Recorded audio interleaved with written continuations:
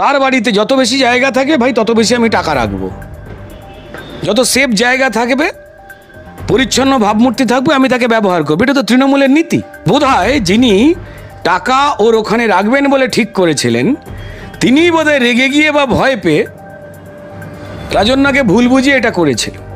আপনি কোনো এক সংবাদ মাধ্যমের বক্তৃতাতে বলেছিলেন যে ঘরের দরজা ওর ভালো করে এঁটে রাখা উচিত বা বন্ধ করে রাখা উচিত, নাহলে অর্পিতার মতন তৃণমূলের নেতারা রাজন্যার ঘরেও টাকা ঢুকিয়ে দিতে পারে। আপনি বোন বলেই সম্বোধন করেছিলেন সেই বক্তৃতায় রাজন্যাকে, এবং তারপর দেখা গিয়েছিল রাজন্যা হালদার আপনার বিরুদ্ধে FIR করেছিলেন। কি জবাব দেবেন শুনতে চাইবে। সবাই দেখেছেন যে আমি বোন বলেই সম্বোধন করেছিলাম।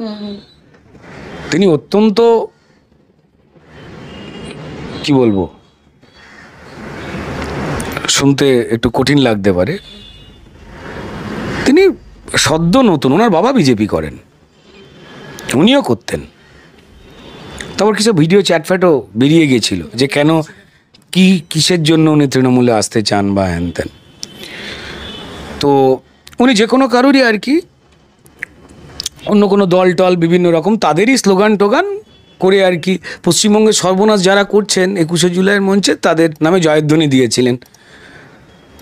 তো ভালো, এবং হঠাৎ করে তাকে নিয়ে অপ্রয়োজনীয় একটা আধিক্ষেতা শুরু করেছিল তৃণমূল। তৃণমূল ঠিক এই ধরনের মানুষ খোঁজে যে কার ঘাড়ে আমরা কাঁঠাল ভাঙবো, কোন মুখগুলোকে নিয়ে এসে আমরা লুটপাট সাজাবো।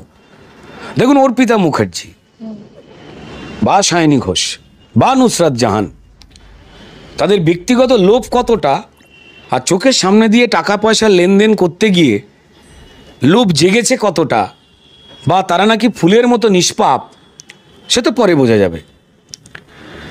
কিন্তু এরা সারাক্ষণই যখনই কেউ কোনো কিছু উঠে আসে, কারণ তৃণমূল এই অভিষেক বন্দ্যোপাধ্যায় আসবার পর ছেলেদের উঠতে দেওয়া যাবে না, ছেলেদের বড় পদ দেওয়া যাবে না, তার পরিবারের ছেলে থেকে শুরু করে বাকি নেতামন্ত্রীদের ছেলেদেরও কেরিয়ার কেটে দিয়েছে, তা সবাই জানে।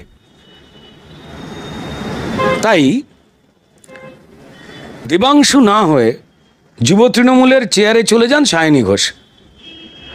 কারণ পুরুষদের উনি সবাই বলেন যে কম্পিটিটর মনে করেন, এবং সেটাই ধারাবাহিকভাবে প্রমাণ পাওয়া যাচ্ছে দলের ক্ষমতায় আলমারির চাবি নিয়ে নেওয়ার পরে, এবং তৃণমূল এটা পছন্দ করে। এই যে অভিযোগটা রাজন্যা বন্টি করেছিল, সেটা কোনো একজন ফালতু মন্ত্রী আছে আমাদের এখানে, তার কথায় আপনারা নিজেরাও দেখেছেন যে এটা নিয়ে কোনো কমপ্লেন করা যায় না। পুলিশকে বাধ্য করা হয়েছিল এটাকে FIR করাতে। আমি বলেছিলাম যে তৃণমূলের নেতামন্ত্রীদের এত টাকা রয়েছে, সবাই দেখতে পাচ্ছে, তারা তার ঘরে ঢুকিয়ে রেখে দিচ্ছে, নয় জ্বালিয়ে দিচ্ছে, নয় পুড়িয়ে দিচ্ছে, নয় বিদেশে পাচার করছে, নয় কোনো বিদেশি বান্ধবীর অ্যাকাউন্টে দিচ্ছে, এরা বান্ধবী খোঁজে। এই বালুবাবুর ক্ষেত্রে অমৃতা বলে কোনো একজন বান্ধবীর নাম উঠে আসছে,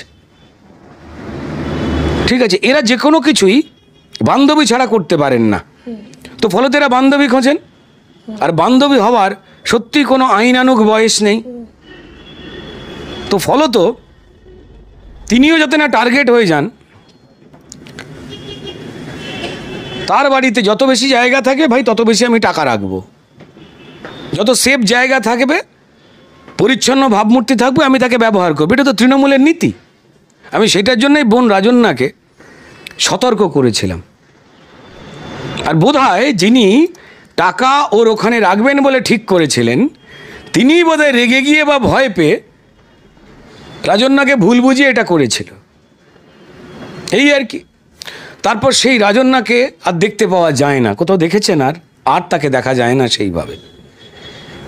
জানি না রাজন্যা বোনের আবার চোখ খুলে গেছে কিনা, নাকি ঘরেতে সত্যিই কেউ বান্ডিল নিয়ে এসেছিলেন, উনি বুঝে গেছেন যে না রুদ্রনীলার কথাটাই ঠিক।